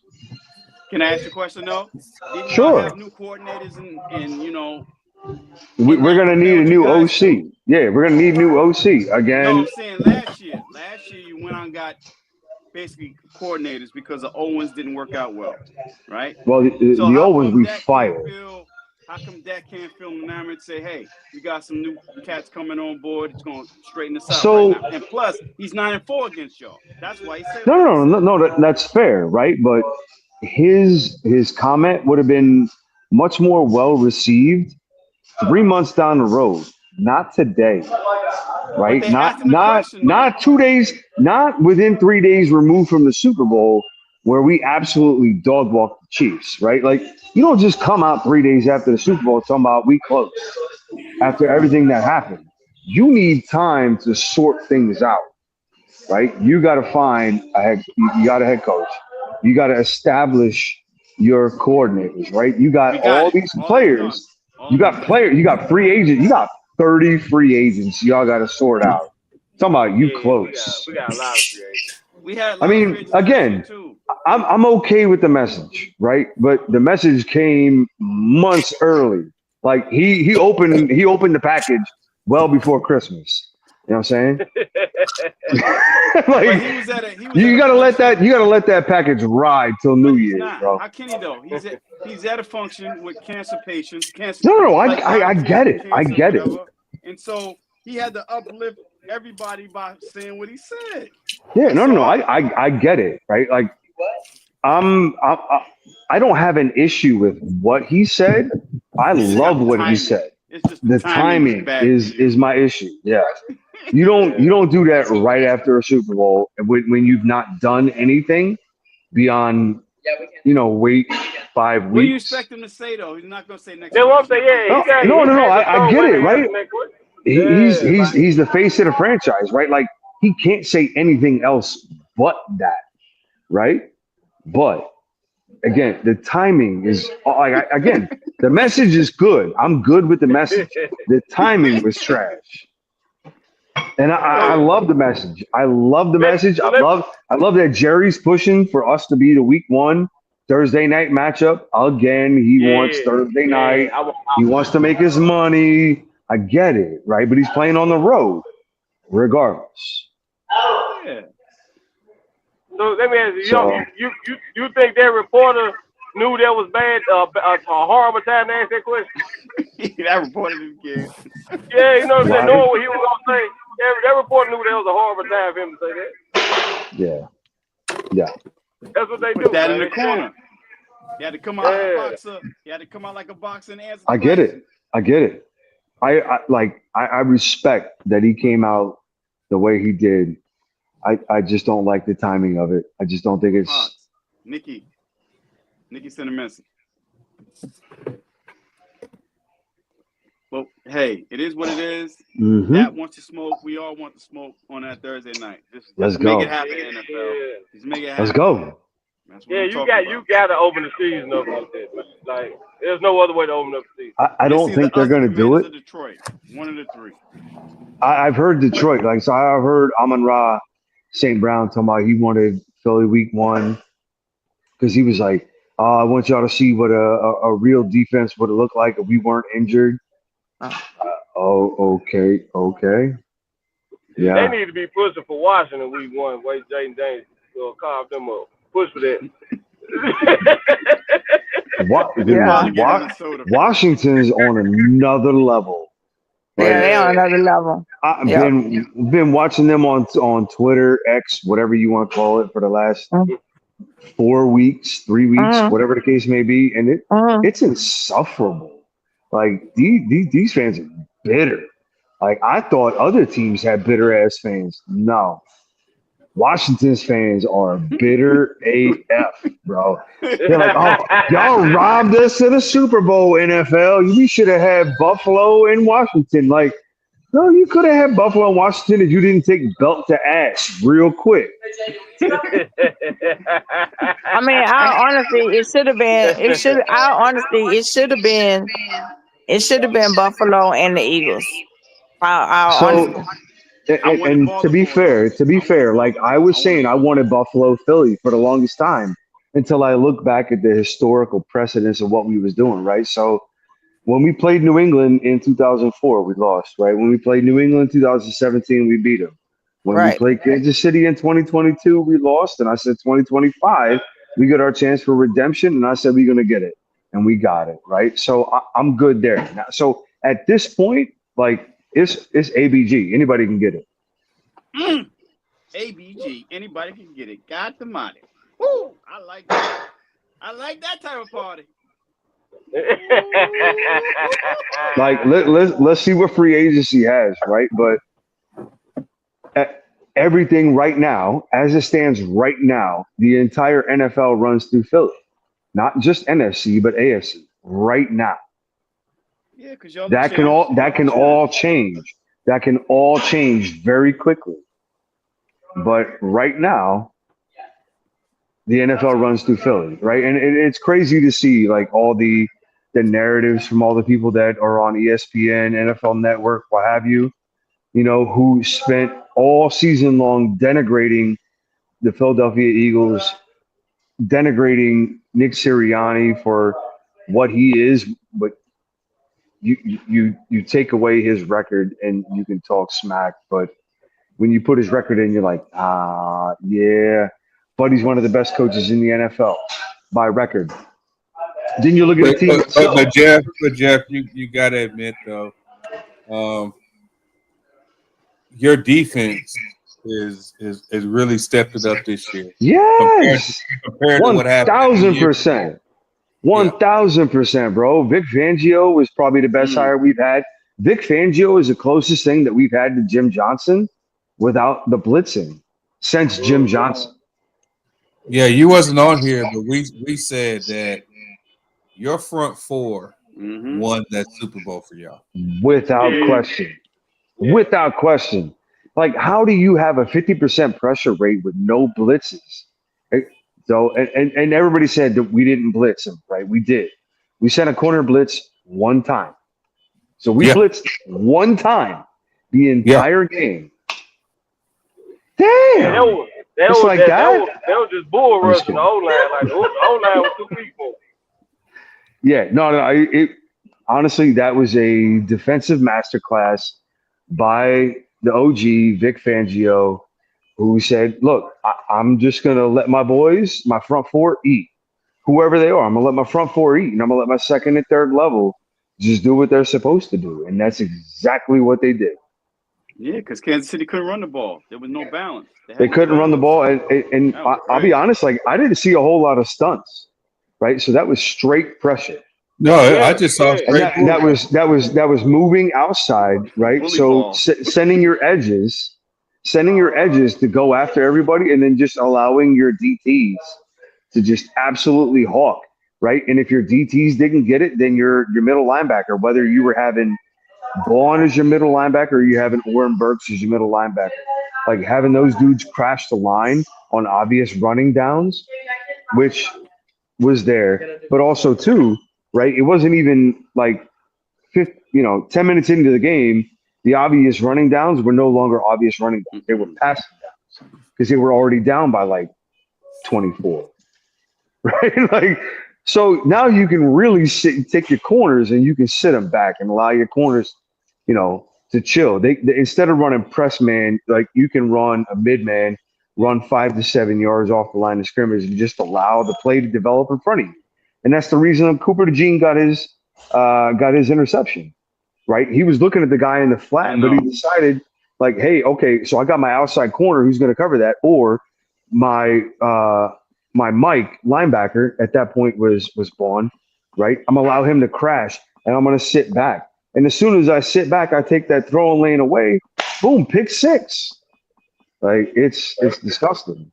He had the rotations that they had. Crazy. I was the hand signaling that I was watching. Like I haven't seen that in a very, very long time, where we had a defense, like any defense. That's not just us, right? That's not just Jim Johnson, right? We're talking about all those historically good defenses, right? That amount of communication between your linebackers and DBs was so good. The pass off was so different than what we saw the last time when Kansas City was running the Oreo or the I forget what else they called it, where they were doing that fake motion to watch the pass off, right? That cost us in 2022, right? That cost us because we didn't know how to pass off the defense, because Gannon didn't know how to pass off players, right? To disguise what you're playing. That's where Vic Fangio was an absolute godsend for our defense. And you also had two of the best cornerbacks that are rookies on your team. I mean, And I knew that. And I mean, hey, look, the slot DB was the highest rated DB in the entire NFL until right? he broke his leg in college. I watched him play at Iowa. I'm like, yo, how did the Eagles get both of them? 1 and 2. Well, we got blessed. We got blessed. I gotta say this though. The D line helped the corners and the safeties. 1,000%. Because Patrick Mahomes, and in all the years that I've watched Patrick Mahomes play, I've never seen him look that rattled. No. Yeah, he was shook. He was shook, man. He had no time. He had dancing feet. He had no time, and that was beautiful, right? So like that. The only thing that reminded me of, right, was when we had I call him Jim Shorts, right? Jim Schwartz. I know Jimmy. Mr. So he would do that, like, look, I'm gonna guard the sticks, right? So you play that wide line defense, and he would guard the sticks, right? He would sit back, right? And he would expect the front four when we have Fletch and Ndamukong Suh and Linval Joseph and some of the other guys to go in and hunt. But when they didn't get in, when they didn't get to the quarterback, it was like it was on to the DBs. And that's when we had Bradbury and Avonte Maddox. And some of these dudes were just getting smoked, right? But that was different this year, right? The front four was able to get in and they were eat. But we also had those other DBs that were able to sit back and they were actually doing the damn thing because they were young. Right, and you got the exciting whites in the back end. I can't help but love that. I mean, my Jason Sehorn version too, right now in Cooper DeJohn, not DeJean. Cooper DeJohn, not Cooper DeJean. Cooper DeJohn. I gotta do this for another year. Thanks, Join is something that people from Philly say all the time. It's a verb, bro. It's a verb. Join is a verb. This joint. Man, I have coworkers who used to say it all the time. Like, so we can say hello, goodbye, how are you, and have a great day in the same 2 words every time.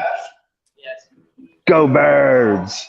Oh shit! I told you, man. We gotta do with him. Yeah. It's about time for him to get out, man. It's 9:56. Where we gotta cut it off? Go. Get the Eagles fan out of here. I got it. And Wayne pop up. All I'm gonna say is this: we got 3.5 minutes to go. Man, blow the whistle.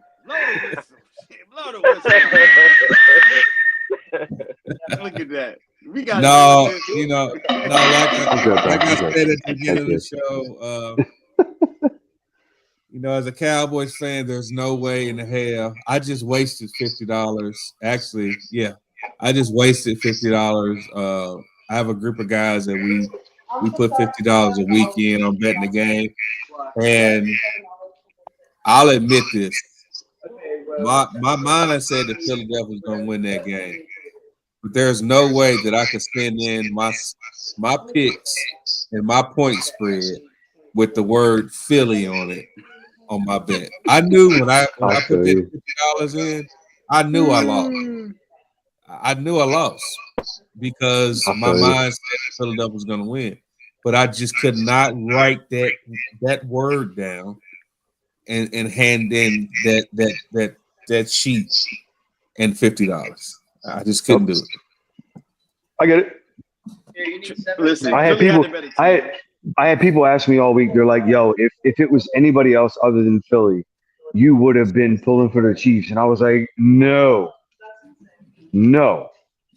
If it was anybody else other than the Chiefs, right? I'd have been good with the NFC, except for the Cowboys. Like I'd have pulled for New York again."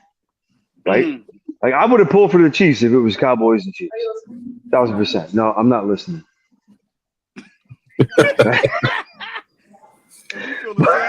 That's why we got to play the first game of the season next year. Let's go. Game 1, like let's go. Like I love that Dak is so confident with his team, and he was like, week 1, we're just gonna right all the wrongs. But you know what? That has a reverse effect because if you come out and you shit the bed week 1 against Philly, right after talking all that business, right? If you come in and you drop a giant turd, you'll never hear the end of that. Listen, man. But just Football, it's a I'm long getting think kicked of out of yeah. here. They turn the lights off on Okay. Yeah, they're kicking me out real quick. They're like, "Let get your bitch ass out of here." I'm just kidding. Yeah, I know. you. No, it's fine. It's Glad you fine. know Well, I love you. well, like I said, you know, I'm going to say this. I'm happy for a few of the Philadelphia fans that I am friends with. I am appreciate it, friends Sean. with probably about 5 or 6 of y'all, maybe 7 or 8. Let's walk But outside. but I still say, you know, All right, man. cluck Philly. So with that being said, Jeff, since you're getting kicked out of that bar, Oh no, I'm good. I'm outside now. no, I was gonna say, Everybody, Macon closes at 10 a.m. It's weird. yeah, it is. Or But 10 p.m. Whatever it is. thank you, cousin-in-law, for joining us after you finish your show. Ain't no problem, cuz. And Jeff, since them birds won, you can take us out for the night. Hey, look, I appreciate everybody. I mean, there's a reason why I've been with you guys for so long. Like, I appreciate everything you guys stand on, what you guys are about. I appreciate that we're able to have these, these passionate talks, but we're still able to really keep it civil, right? And have a good time and just talk about a sport that we love so much. So it's the end of the 2024 season. We're looking forward to 2025. Man, let's go. Let's go. We got a lot of free agents on both sides of the ball, right? Both teams. 2025 is going to be a different year. I hope so. That's what's up.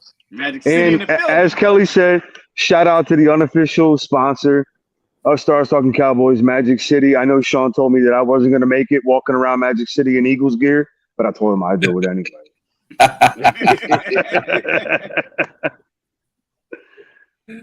Wayne, cluck you too. Yeah, you had to say that, man. F the Eagles, man. F the Eagles. Go Birds. Go Birds. Nah, I gotta go for the birds. I said bye, honey. Huh? I said bye, honey. Ooh, what's going on over there? You at Magic City, bro? You ain't tell nobody. All right. I'm going to have to go. All right, man. All right. I love y'all. All All right. Cheers. All right. Ah! Yeah, hey, Devin and Holly Magic City, wiping and got on his head, didn't it? She said, what? Magic what? Get your ass off that camera talking about some Magic City. With the 5 fingers set in the face. All right, well, Mr. Cowboy Nation, you want to give a shout out to your show real quick before we get out of here? Yeah, so let's talk football with Mr. Cowboy Nation. We just filmed our season, our last show of the season. I may be coming back after the combine, though. I think the combine coming up at the end of the month. Ain't it? Yeah. Yeah, so I think I'm gonna do something after the combine. Give my opinion on who I think gonna be contenders for Rookie of the Year and all that. Who gonna be steals in the draft? So I'll be doing that probably the week after the combine. All right, and we'll probably our show will probably come on probably twice a month now up until the season. Depending on the news, what NFL news is out there. We got the draft coming up, obviously. Then we'll have the combine, the draft. We might even start talking about this United Football League. So. Because that's been some pretty good football lately. So it has been. It really has been, man. I've been thinking about going over and covering that myself. I think I may do the same thing. Yeah. Hey, we got 2 Pro Bowlers from that and 2 All Pros from that league too. So that's what I'm talking about. So Kelly, send us that list, Kelly. Yeah. Hey, we need to bring Will McClay on the show. If you got that type of pull, Kelly, come on, Kelly. Let's see. But Dow still think the Cowboys are real close to the Eagles. Well, Wayne, nobody has won the division back-to-back in X amount of years. Years. I'm really you can say decades. It's been a minute. Years. Yeah, it's been X amount of years. So we're gonna see. So you know what that means, don't it? Is somebody else turn Philly will not win the division next year. I looked at Washington making it to the championship. We beat them pretty good early in the season, and we only lost by 6 points? Mm-hmm. Or something like that. We played them the second time. We're playing. We have a man's unit on the field, man. Yeah. So we're gonna see how it goes. No, we're gonna be all right. I think we're gonna be all right, man. We just need to pull it together. All right. So let me ask y'all this. So is it me or is Schottenheimer's coaching staff screaming run the ball? Yeah. Yeah. Yeah. Yes, he is. He's screaming run the ball and play. It's screaming run the ball. And run the ball and play solid defense. Yep. That's the coaching staff that I see. Yep. So I don't know, man. Senator Schottenheimer may have convinced Jerry, hey, this is what we need to do. You know what I'm saying?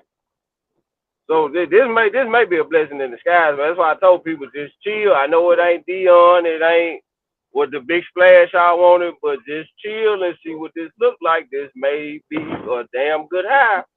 Like, he's been around NFL head coaching his whole life. You know what I'm saying? This may be a good hire. Just chill. Don't forget what they did to Romo. They took the ball out of his hands too, and it seemed to be productive. So I'm just saying, the copycat is the copycat league. So you never know. I'm just saying.